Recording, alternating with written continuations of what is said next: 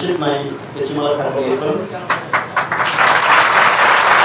आम्ही उपोषणकर्ते आम्ही खूप कुठल्या बॅकग्राऊंडमध्ये नाही येतो, आम्ही सामान्य आहोत. पण आम्ही ज्या विषयावर बसतो त्या विषयाला शासनाला प्राधान्य द्यावं आणि तुमच्या कुठल्याही शासकीय प्रतिनिधीमार्फत अगदी या इथल्या लोकांचे तहसीलदार असतील किंवा कलेक्टर साहेब असतील त्यांच्याकडे तुम्ही जरी लेखी निवेदन आम्हाला पाठवून दिलं. आमचे वरिष्ठ नेते, मी नेते मानतो या लोकांना की ज्यांनी या बाबतीमध्ये ठाम भूमिका घेतली. भुजबळ साहेब असतील, पडळकर साहेब असतील किंवा या सगळ्या लोकांनी एकत्रित बसावं. त्याचबरोबर आमचे इथले लोकलचे या गावाकडे बळीरामदादा खटके त्यांचे सगळे बंधू या सगळ्या लोकांना किंवा आमच्या जालना जिल्ह्यातले काही लोक या सगळ्या लोक तिकडे येतील. पण आम्हाला या प्रश्नांची उत्तरं मिळाली आणि ही उत्तरं नाही मिळाली तर हे आमचं उपोषण असंच चालू राहील. कारण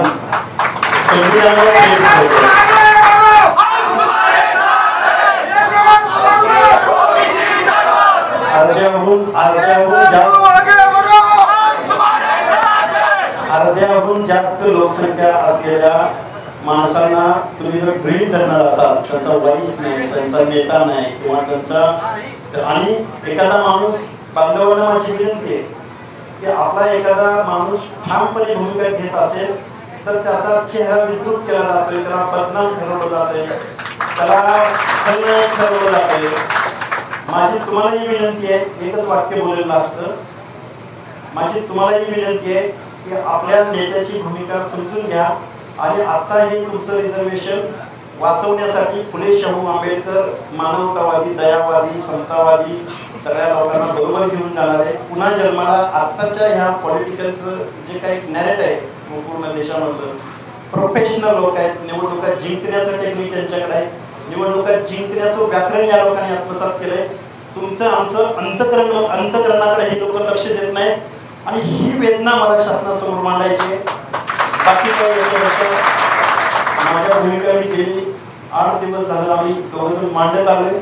तरी मायबाप सरकारनं 12 करोड जनतेचं आपण प्रतिनिधी आहोत, सरकार आहोत आणि कायद्याच्या सभागृहामध्ये गेलेल्या माणसांचं मी खूप मोठा घास घेतोय लहान तोंडी.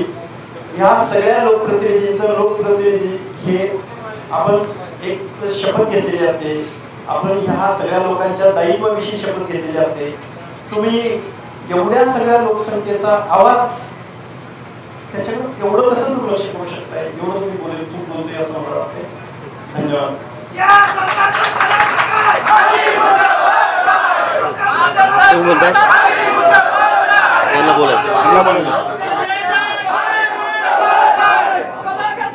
जातीवादी सरकारचं करायचं काय?